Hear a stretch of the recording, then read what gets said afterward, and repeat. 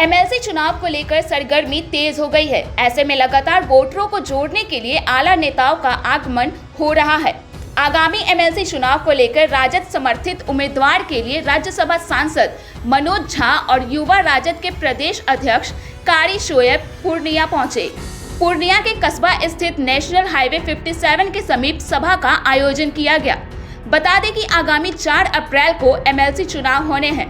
ऐसे में पूर्णिया, अररिया और किशनगंज क्षेत्र से राजद ने पूर्व विधायक अब्दुल सुभान को अपना उम्मीदवार बनाया है। सब बताएं, एमएलसी चुनाव को लेकर सीमांचल आगमन हुआ है, पूर्णिया क्षेत्र में आ पाए हैं। देखिए, मैं इससे पहले भी आया था, तकरीबन 4 या 5 तारीख को आया था मैं किशनगंज।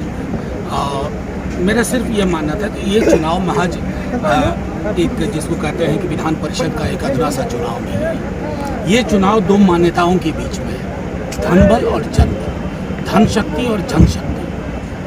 और मैं समझता हूँ इस वजह से हाजी अब्दुल सुभान जो हमारे नेता राष्ट्रीय अध्यक्ष लालू जी और तेजस्वी जी, उनका अक्स है। सुभान साहब चुनाव नहीं लड़ना चाहते थे, लेकिन उन लोगों ने भरोसा किया।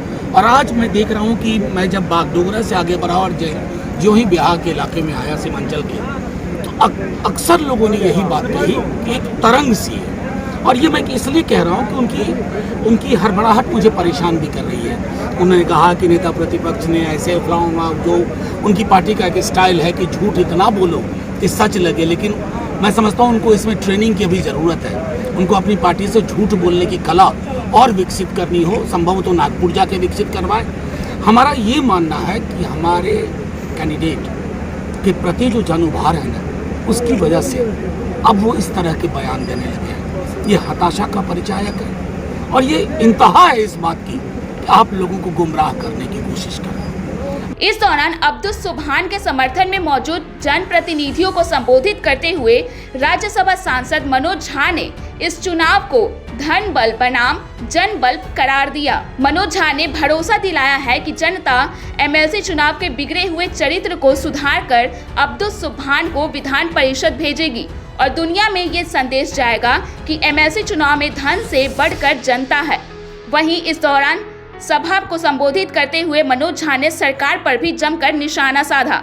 उन्होंने कहा कि जिस तरह से नीतीश कुमार मोदी जी के सामने झुके, वो बिहार की जनता को पसंद नहीं आया। अब सुभान साहब, हाजी अब्दुल सुभान साहब कुछ मुद्दों को लेकर जा रहे हैं। वो एक टाइमलाइन दे रहे हैं, अपनी प्राथमिकता बता रहे हैं, कहाँ भवन बनाएंगे, कहाँ मानदेय के लिए लड़ेंगे। एक तरफ ये चीजें हैं, दूसरी तरफ किस तरह की बातें हो रही हैं, मैं उसमें जाना भी नहीं चाहता। इसलिए इस संदर्भ में ही आज मेरा और मेरे बाकी साथियों की यहाँ की मौजूदगी इस बात से कि इस चुनाव के माध्यम से एक संदेश सीमांचल की जनता देगी। 2020 की बिहार विधानसभा चुनाव में हमारी सरकार को जनादेश के ऊपर शासनादेश के हस्तक्षेप से रोक दिया गया था। पूर्णिया से बोलता बिहार की रिपोर्ट। आपको ये रिपोर्ट कैसी लगी हमें कमेंट कर जरूर बताएं। साथ ही अगर आपने अभी तक हमारे चैनल को सब्सक्राइब नहीं किया है तो इसे सब्सक्राइब कर दें। साथ ही अगर ये वीडियो फेसबुक के माध्यम से देख रहे हैं तो पेज को फॉलो कर दें।